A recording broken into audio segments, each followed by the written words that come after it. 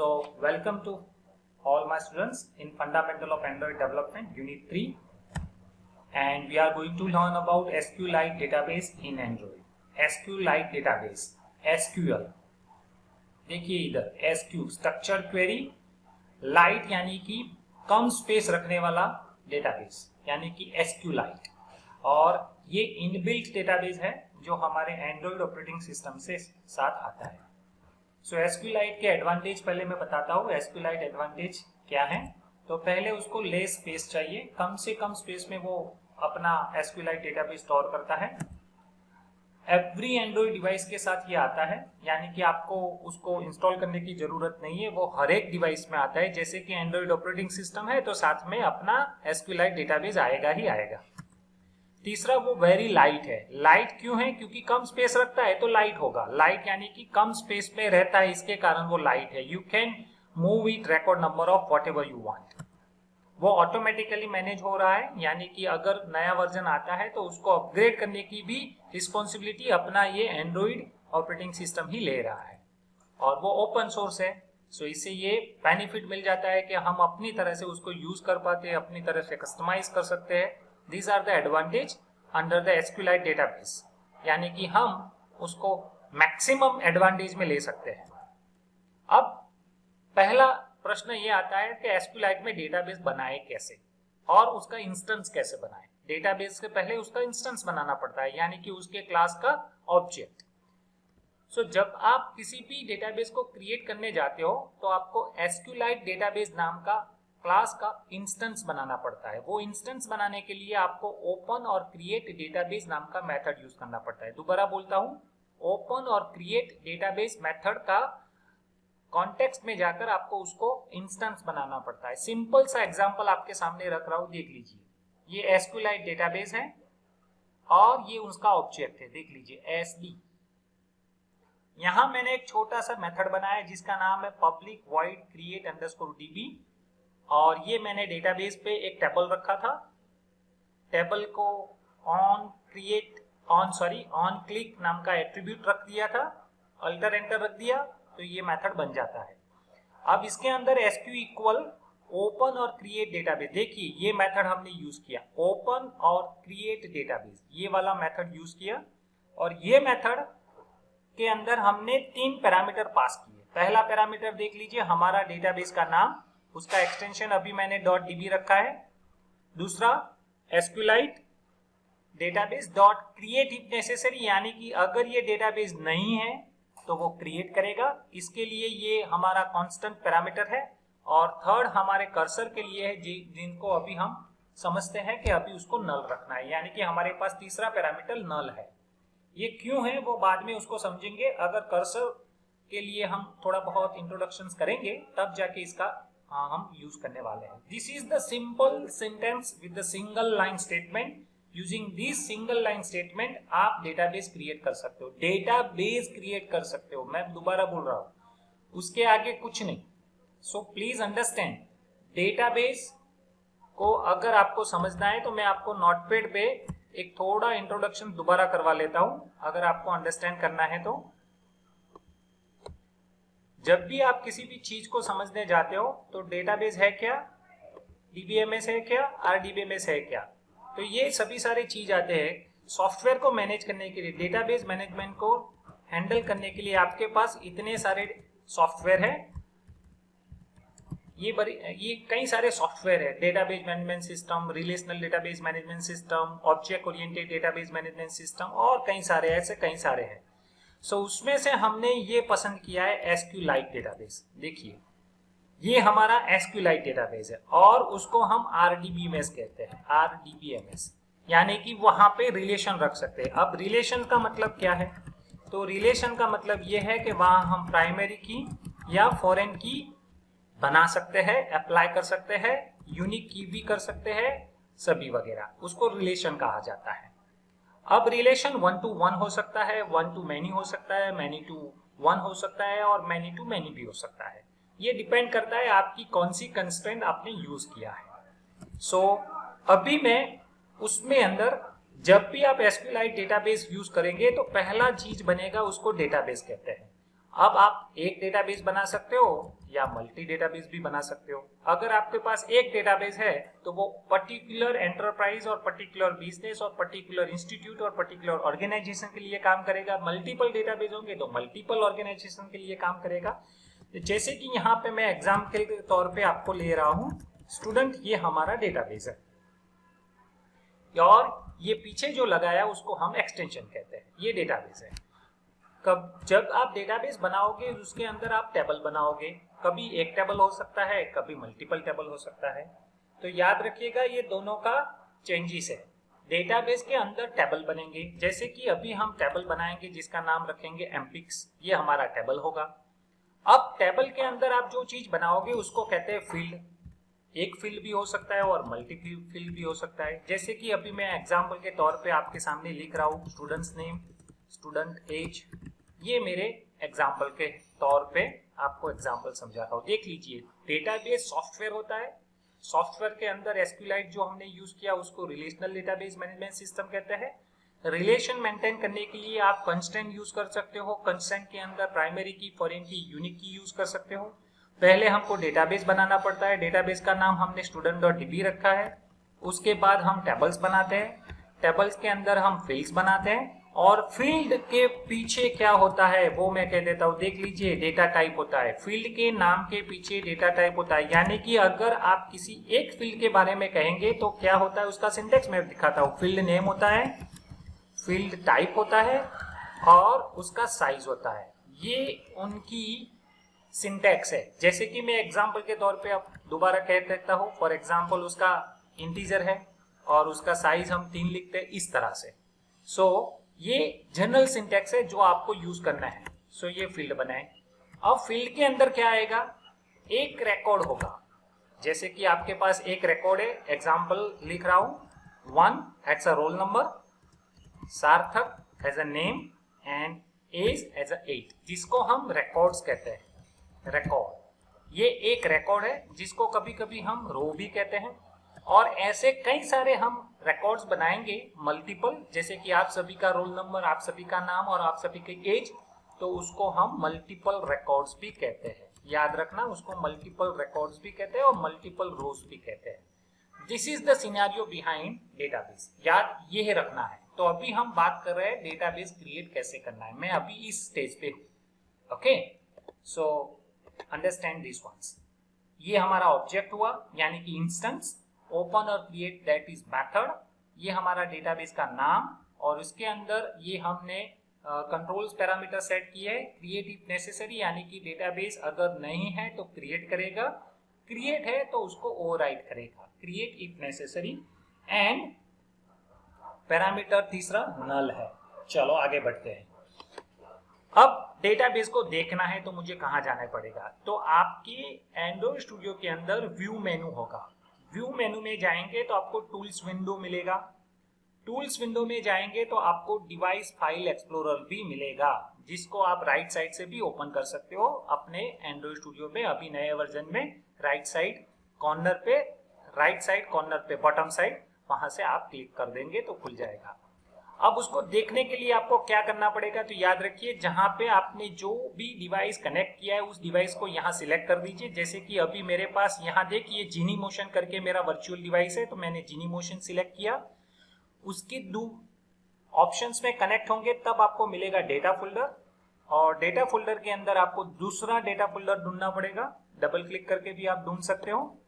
इसके बाद आप जाएंगे डेटा के अंदर डेटा फोल्डर, और वहां आपको मिलेगा डेटाबेसेस नाम का फोल्डर। आपके पैकेज के अंदर डेटाबेसेस नाम का फोल्डर मिलेगा और उसी डेटाबेसेस फोल्डर के अंदर आपका डेटाबेस का जो भी क्रिएट किया हुआ फाइल है वो मिल जाएगा। जैसे कि यहाँ पे student.db है तो ये डेटाबेस वहां से मिल जाएगा। ये एवरी फाइल ढूंढेंगे तो ये भी यहाँ मिलेगा आपको। सेट प्रेफरेंस भी यहाँ मिलेगा। यही है, यानी कि उसके पैकेज के अंदर उसके फोल्डर बन जाते हैं और फोल्डर के अंदर आपका पर्टिकुलर जो इंस्टेंस आपने क्रिएट किया है वो मिल जाता है। अब सभी डेटाबेस की प्रॉपर्टीज आपको क्रिएट करनी पड़ती है। क्रिएट क्यों करनी पड़ती है तो वो मैं समझाने वाला हूँ। वैलिड डेटाबेस को प्रॉपर मेंटेन करने के लिए आपको ये कॉन्फ़िगरेशन सेट करना पड़ता है। कॉन्फ़िगरेशन में पहला सेट आता है वर्जन, यानी कि आप कौन सा डेटाबेस का वर्जन यूज कर रहे हो। आज आप वर्जन 1 यूज कर रहे हो, कल वो 2 आएगा, तीसरे दिन वो 3 आएगा, तो उसको वर्जन सेट करते हैं। तो वर्जन सेट क्यों करना पड़ता है वो भी बता दूं। आज पहले वर्जन में आपको थोड़ी सी फैसिलिटी मिली, इसके बाद के वर्जन में उससे ज्यादा फैसिलिटी मिली, तो आपको क्या करना पड़ेगा, ओल्ड वर्जन वाले डेटाबेस को नए वर्जन वाले डेटाबेस के साथ अपग्रेड करना पड़ेगा। मेरी बात ध्यान से सुनिए, अपग्रेड करना पड़ेगा। मैं अपडेट नहीं कह रहा हूं, अपडेट सेम वर्जन में होता है, अपग्रेड ओल्ड वर्जन से नए वर्जन में जाते हैं, दोनों का डिफरेंस है। अपडेट और अपग्रेड, अपग्रेड यानी कि आप जो ग्रेड पे हो उससे भी आगे वाले वर्जन में जा रहे हो, और अपडेट यानी कि आप जो वर्जन में हो उसके अंदर थोड़े से चेंज हुए हैं, उसको आप चेंज करने जा रहे हो। दोनों का चेंज है, याद रखना। अब इसके बाद आता है लोकल। लोकल यानी कि आप कौन सी लैंग्वेज के साथ ये डेटाबेस सेट करवाना चाहते हो। Nowadays SQL is very powerful.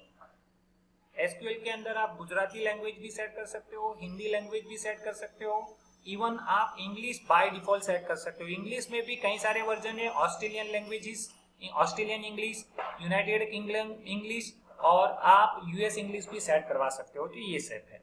इसके बाद आता है थ्रेड सेफ। थ्रेड सेफ क्या है कि एक ऐसा चीज है जिसको आप कैसे कि रेस, आपको मालूम होगा रेस कंडीशन होती है। अब रेस कंडीशन कब होती है वो मैं आपको दिखा दूं। मान के चलो कि आपके पास दो ऑप्शंस है, दो ऑप्शंस यानी कि एक अकाउंट है और अकाउंट के दो कस्टमर है, यानी कि एक ही अकाउंट उन्होंने ज्वाइंट अकाउंट खोला था, एक ही अकाउंट है, दो पर्सन है जिन्होंने ये अकाउंट के अंदर डेबिट क्रेडिट करवाते थे। अभी अकाउंट का पैसा नील है, जीरो है, और वन पर्सन ने क्या किया, उनके पैसे 500 रुपीज जमा करवाए और दूसरे जो पर्सन है उसको चाहते थे 500 रुपीज। अब देखिए घटना क्या हो रही है। एक्स पर्सन ने कहा था कि मैं 11 बजे 500 रुपीज जमा करवाऊंगा और तू वहां से उसको डेबिट कर लेना। ये क्वेश्चंस हमारा प्रॉब्लम है। अब हुआ क्या कि एक्स पर्सन ने जिस टाइम पे क्रेडिट करवाया उसी टाइम पे वाई पर्सन ने डेबिट किया। क्या ये सही है? नहीं। क्यों? क्योंकि जब आप किसी भी चीज को क्रेडिट करवाते हो तो वो पहले अकाउंट में जाता है, अकाउंट में जाने के बाद वो क्रेडिट होता है, क्रेडिट के बाद आप उसको डेबिट करते हो। लेकिन सेम टाइम में अगर आप एक ही अकाउंट को एक्सेस करने जाओगे तो आपको उसका एक्सेस नहीं मिलेगा। अब क्यों नहीं मिलेगा वो मैं बताता हूं। क्योंकि जैसे ही आप पर्टिकुलर अकाउंट को एक ही पर्सन के साथ एक्सेस करना चाहते हो तो वहां क्रेडिट हुआ ही नहीं और आपने डेबिट का सोच लिया, तो ये प्रॉब्लम आपको थ्रेड सेफ कंडीशन से सॉल्यूशन होता है। अब थ्रेड सेफ करेगा क्या? सिंपल सा एग्जांपल, मैं टॉयलेट वाला एग्जांपल दे रहा हूं। रेलवे के कोच में आप ध्यान से देखना, नए जो अपग्रेड किए हुए हैं जो कोच होते हैं नए डब्बे में, वहां पे टॉयलेट के आगे अब ग्रेड और रीड सिग्नल वाला बटन रखा गया है, यानी कि वहां पे बल्ब रखा गया है। क्यों रखा गया है? वो थ्रेड सेफ का एक सिंपल सा एग्जांपल है। अगर कोई पर्सन अंदर है यानी कि उसको लॉक किया गया, अंदर से किसी ने लॉक कर दिया, तो बाहर उसका रेड सिग्नल दिखाई देगा, यानी कि आप बाहर से अंदर नहीं जा सकते क्योंकि ऑलरेडी पर्सन्स वो जगह ऑक्यूपाई कर चुका है। और दूसरा एग्जांपल क्या कह रहा हूं, अगर वो पर्सन बाहर निकल जाता है तो वहां रेड सिग्नल की जगह ग्रीन सिग्नल मिलेगा। सो आप दूसरे भी, यानी कि आप बहुत दूर है फिर भी आपको पता चल जाता है कि वहां कोई पर्सन ने ऑक्यूपाई नहीं किया है, तो वो जगह हम उसको यूज कर सकते हैं। उसको लॉकिंग फीचर्स कहा जाता है। देखिए ये लॉकिंग फीचर्स, यानी कि एक ही जगह को एक ही person at a time use करे, उसको थ्रेड सेफ फॉर्म में यूज करना है। और जावा के साथ हम थ्रेड प्रोग्रामिंग अच्छी तरह से कर सकते हैं, इसलिए ये लॉकिंग फीचर्स भी आते हैं। सो उसको हैंडल करने के लिए यहाँ 3 फीचर्स है। देखिए 3 मेथड्स है। सेट लोकल, ये हमारे लैंग्वेजेस को सेट करने के लिए। सेट लॉकिंग एनेबल, ये हमारा लॉकिंग फीचर्स एनेबल करने के लिए। और सेट वर्जन, ये हमारा डेटाबेस का वर्जन सेट करने के लिए। देखिए अभी डीबी है तो यहाँ वर्जन 1 है, अगर db2 होगा तो यहाँ वर्जन 2 होगा, यहाँ db3 होगा तो उसका वर्जन 3 होगा। तो इस तरह से नए नए वर्जन भी आते रहते हैं और वो आपको समझने हैं, लेकिन ये है उनके configuration syntax sd.set local, sd.set locking enable और sd.set version। नाउ अब हमारा डेटाबेस तो क्रिएट हो गया है। Now we want to create table. अब टेबल क्रिएट करने के लिए आपको सिंटैक्स चाहिए क्रिएट टेबल, टेबल का एसक्यूएल स्टेटमेंट, वो कैसे करेंगे और उसका एग्जांपल आपके सामने रख रहा हूं। देखिए क्रिएट टेबल, टेबल का नाम, और उसके पास आप मेरा यहाँ ब्रैकेट मिसिंग हुआ है, so please consider that one. यहाँ मेरा ब्रैकेट मिसिंग है क्योंकि यहाँ क्लोजिंग ब्रैकेट है, यहाँ मिसिंग हो गया है, so please consider that one. यहाँ ओपनिंग ब्रैकेट के बाद हमारा पहला फील्ड नेम होगा यानी कि आईडी, ये उनका डेटा टाइप है इंटीजर, और ये उनके कंस्ट्रेंट है। देखिए प्राइमरी की, और उसको मैंने ऑटो इंक्रीमेंट किया है। अगर दूसरा फील्ड लिखना है तो आपको कॉमा करना पड़ेगा और वहां दूसरा फील्ड नेम आएगा, फर्स्ट नेम और उसका डेटा टाइप, कॉमा तीसरा पैरामीटर यानी कि तीसरा फील्ड, लास्ट नेम और उसके डेटा टाइप, और ब्रैकेट क्लोज किया और डबल कोट्स किया। ये सिर्फ और सिर्फ एसक्यूएल स्टेटमेंट को मैंने स्ट्रिंग नाम के डेटा टाइप, स्ट्रिंग नाम के क्लास वेरिएबल एस में स्टोर किया है। देख लीजिए सिर्फ स्टोर किया है, अभी एग्जीक्यूट नहीं किया। अगर हम इसको एग्जीक्यूट नहीं करेंगे तब तक हमारा टेबल्स क्रिएट नहीं होगा। सो कैसे करेंगे, तो देखिए यहाँ पे आपके पास क्रिएट एसक्यूएल स्टेटमेंट है जिसको हम स्टैटिक स्ट्रिंग वेरिएबल भी कहते हैं। Now that static execute string variable जो है उसको हम एग्जीक्यूट एसक्यूएल मेथड में रन करेंगे। देखिए exec एसक्यूएल ये मेथड में हम पास करेंगे और उसका एग्जांपल इस तरह से, देखिए यहाँ पे एग्जांपल के तौर पे मैंने पूरा सिंटैक्स अच्छी तरह से ले लिया है। Create table, table name, bracket open और ब्रैकेट यहाँ क्लोज हुआ, आईडी इंटीजर प्राइमरी की, एस नेम हमारा टेक्स्ट है और एस एज हमारा इंटीजर है। देख लीजिए अब ये जो एसक्यूएल का सिंटैक्स हमने बनाया, जो स्ट्रिंग एसटीआर वेरिएबल में रखा, उस एसटीआर वेरिएबल को हमने एसटीआर के अंदर, देखिए ये exec एसक्यूएल के एसटीआर के अंदर हमने पास किया। ये पास किया, इसके कारण ये एसडी यानी कि हमारा एसक्यूएल लाइट डेटाबेस का इंस्टेंस ये एग्जीक्यूट करेगा एसक्यूएल को जो हमने एसटीआर में रखा है। अब ये एग्जीक्यूट होगा तो होगा क्या, आपको पता है क्रिएट टेबल से टेबल क्रिएट होता है। किस नाम का टेबल होगा, तो स्टूडेंट नाम का टेबल होगा। इसके अंदर कौन से फील्ड बनेंगे, तो आईडी बनेगा, एस नेम बनेगा और एस एज बनेगा। बस अगर ये इतना आपको पता है तो आप एंड्रॉइड के अंदर 60% काम कर सकते हो, 60% काम कर सकते हो। 40% मैं क्यों नहीं कह रहा हूं, क्योंकि वो GUI का थोड़ा बहुत आपको डिजाइन करने में टाइम वक्त जाता है। बस आपका काम हो गया, ये पता होना चाहिए exec SQL। अब काम आपका खत्म हो गया। Let us understand next point. अब पर्टिकुलर डेटाबेस को क्लोज करना है। मैंने यहाँ तो आपको डेटाबेस ओपन करना सिखाया, उसके अंदर टेबल बनाना सिखाया। अब क्लोज करना है। क्लोज क्यों करना है, आपका सभी प्रकार का ऑपरेशन सक्सेसफुल हो जाने के बाद आपको पर्टिकुलर डेटाबेस को क्लोज करना ही चाहिए। क्यों नहीं करेंगे, अगर आप ओपन रखेंगे तो पॉसिबल है हैकिंग और क्रैकिंग हो सकता है, उसको रीमॉडिफाई को जाके कर दे या फिर थोड़ा बहुत चेंज भी कर ले। So now it is time to close when you are not using it. आप जब किसी चीज को यूज नहीं करते तो आप उसको क्लोज कर दीजिए। तो उसी हिसाब से आपको क्लोज करने के लिए आपके पास क्या करना पड़ेगा, एक सिंपल सा पीछे वाला मेथड है। देख लीजिए ये इंस्टेंस है, इंस्टेंस यानी कि अभी मैंने बनाया था एसडी, तो यहाँ एसडी लिखेंगे और डॉट क्लोज।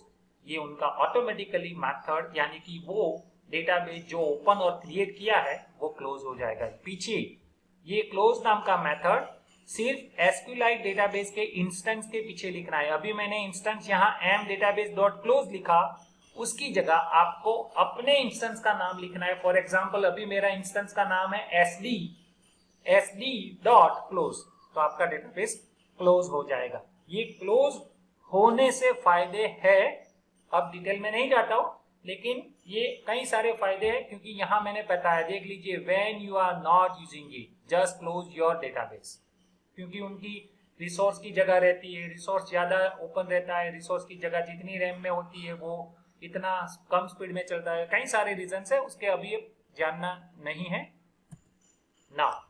अब कभी कभी आपको डेटाबेस रन टाइम डिलीट करना पड़ता है, अगर आपको डिलीट भी करना है, so there are only a simple method, delete database. देख लीजिए, ये डिलीट डेटाबेस करने से क्या होगा, याद रखना, delete database by name but it will delete your database permanently, यानी कि वो परमानेंटली चला जाएगा, you can not get back any how.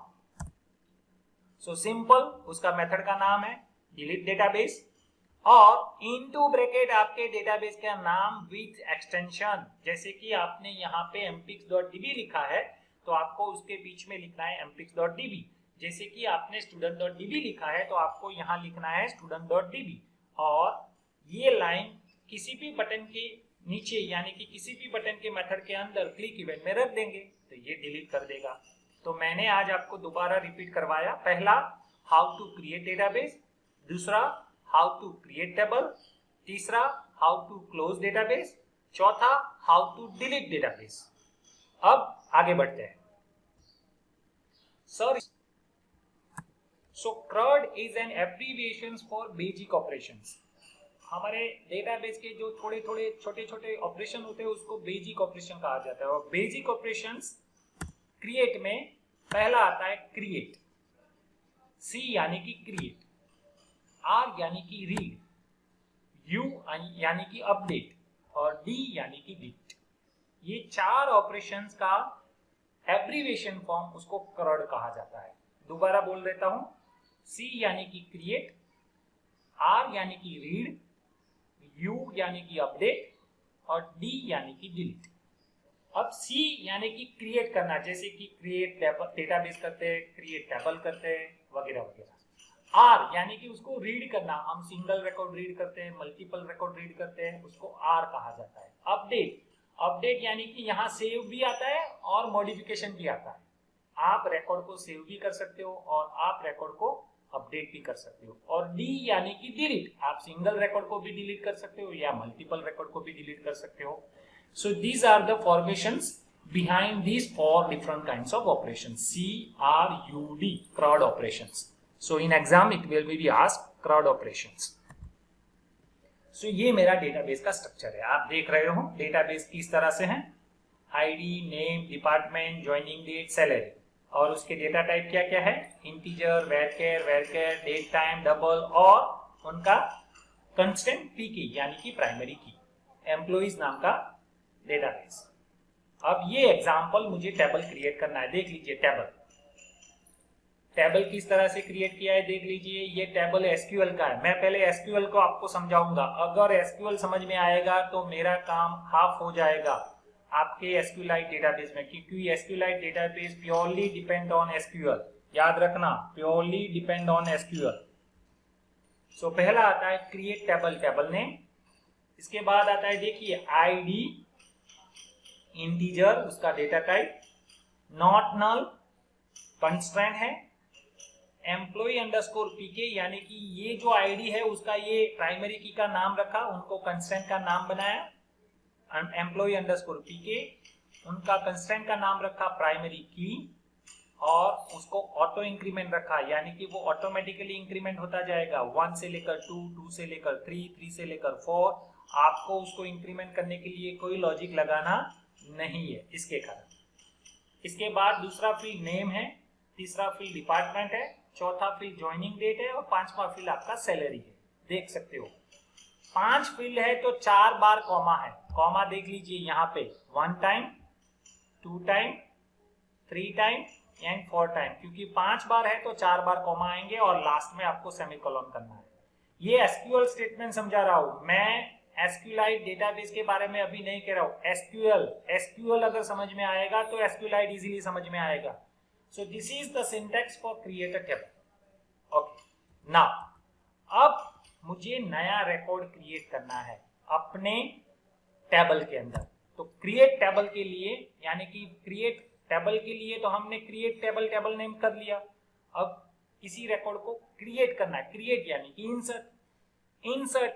तो देखिए यहाँ इंसर्ट का syntax, insert into table name यानी कि हमारा एम्प्लॉइज, और यहाँ पांचों फील्ड के नेम लिखे देख सकते हो आप, name, department, joining date and salary, जितने भी है। यहाँ आईडी नहीं लिया, क्यों नहीं लिया? क्योंकि वो ऑटो इंक्रीमेंट है, तो उसको हमको यहाँ इंसर्ट करवाने की जरूरत नहीं है। नाउ नेम की वैल्यू क्या है? बिलाल खान। डिपार्टमेंट क्या है? टेक्निकल। ज्वाइनिंग डेट क्या है? Something something. और सैलरी क्या है? तो something value is here. And आप ये एक बार करोगे तो एक रिकॉर्ड बनेगा, दूसरी बार इसको एग्जीक्यूट करोगे तो 2 रिकॉर्ड बन जाएंगे, तीसरी बार एग्जीक्यूट करेंगे तो 3 रिकॉर्ड बन जाएंगे। तो इसके लिए आप इंसर्ट रिकॉर्ड करवा सकते हो, यानी कि जितने भी रिकॉर्ड क्रिएट करना है तो कर सकते हो। अब जितने रिकॉर्ड आपने इंसर्ट कर दिए उसके बाद उसको रीड करना है। तो आप सभी रिकॉर्ड को रीड करना चाहते हो तो सिंपल सा स्टेटमेंट है, सिलेक्ट स्टार फ्रॉम एम्प्लॉइज। इससे क्या होता है, आपके एम्प्लॉइज नाम के टेबल में से जितने रिकॉर्ड आपने इंसर्ट किए वो सभी सारे, स्टार का मतलब सभी, all the fields, rows and columns, आप उसमें से रीड करना चाहते हो। सिलेक्ट यानी कि रीड। अब आपको स्पेसिफिक रिकॉर्ड चाहिए, रीडिंग ऑल एग्जिस्टिंग रिकॉर्ड में से स्पेसिफिक चाहिए। तो स्पेसिफिक में क्या करोगे देख लीजिए, जिसका आईडी 1 होगा यानी कि वेयर कंडीशन लगा दिया। ये सिंटेक्स तो वही है, देख लीजिए, सिलेक्ट स्टार फ्रॉम एम्प्लॉई, लेकिन पीछे क्या लगा दिया? Where ID equal 1। तो जिसका आईडी 1 होगा वही रिकॉर्ड आपको ये सिंटेक्स रिटर्न करेगा। तो ये 3 सिंटेक्स के लिए, यानी कि क्रिएट किया, रीड किया। अब आता है अपडेट और डिलीट। अपडेट में क्या करोगे? तो अपडेट में करना चाहते हैं पर्टिकुलर फील्ड में हम चेंज करना चाहते हैं, तो आईडी 1 के अंदर हमने चेंज किया। तो देखिए, update table name, set name में जो चेंज करना चाहते हो, डिपार्टमेंट में जो चेंज करना चाहते हो, सैलरी में जो वैल्यू चेंज करना चाहते हो, लेकिन किसके?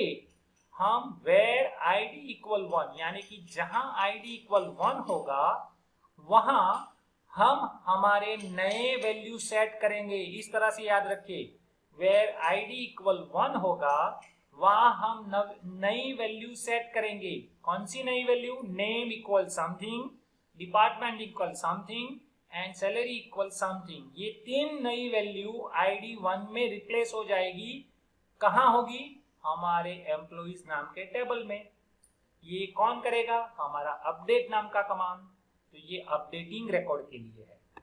और अगर आपको पर्टिकुलर रिकॉर्ड डिलीट करना है, पर्टिकुलर रिकॉर्ड, तो उसके साथ आपको यूज करना पड़ेगा डिलीट फ्रॉम टेबल नेम, यानी कि टेबल नेम हमारा एम्प्लॉइज है, वेयर आईडी इक्वल 1, यानी कि आईडी नंबर 1 वाला रिकॉर्ड डिलीट हो जाएगा। अगर आप सभी रिकॉर्ड डिलीट करना चाहते हैं तो डिलीट फ्रॉम एम्प्लॉई, और यहाँ सेमीकोलन कर लेना, वेयर वाला कंडीशन लिखना ही नहीं है, तो वो सभी सारे रिकॉर्ड्स डिलीट करवा देगा। सो रिपीट करता हूं, आपको मैं ये याद दिला देता हूं कि हम ये 4 ऑपरेशंस हमारे एंड्रॉइड डेटाबेस में करने वाले हैं, क्रिएट, रीड, अपडेट और डिलीट। पहले हम टेबल क्रिएट करते हैं, टेबल के लिए table name, create table name वाला सिंटेक्स। दूसरा, इंसर्ट इनटू टेबल नेम। तीसरा, सिलेक्ट स्टार फ्रॉम हमारा टेबल नेम।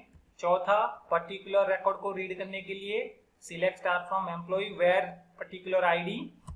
पांचवा, अपडेट द रिकॉर्ड के लिए update table name set with new value. और लास्ट वाला, डिलीट द रिकॉर्ड, वहां पे delete from table name where ID equal 1, या फिर डिलीट फ्रॉम एम्प्लॉय, यानी कि all the record will be deleted. So ये है आपका आज का सेशन, और इस तरह से हम ऑपरेशंस फाइनल आउटपुट में बनाने वाले हैं। यानी कि ऐड एम्प्लॉय होगा, उसके अंदर आप व्यू एम्प्लॉय कर सकते हैं, अपडेट कर सकते हैं और डिलीट कर सकते हैं। 4 ऑपरेशन एक ही टेबल पे पहले बनाएंगे। सक्सेसफुल हो जाने के बाद, यानी कि मैं ऑपरेशन 1 या 2 ऑपरेशंस पर डे सिखाऊंगा, यानी कि अब मंडे पे आपका 2 ऑपरेशन सीखने वाले हो, जिसको हम कहेंगे इंसर्ट एंड डिलीट। पहले हम क्या सीखेंगे? इंसर्ट करेंगे, उसको डिलीट कैसे करेंगे। और 2 2-4 मेथड मेरे पास है, उसमें से आपको जो अच्छा लगे वो आप अप्लाई करना। मैं 2 या 3 जो भी है मेरे पास मेथड कई सारे टेक्निक के साथ, वो मैं दिखाने वाला हूँ, और आप में से जो अच्छा लगता है वो वाला आप अपनी तरह से उसको यूज कीजिएगा और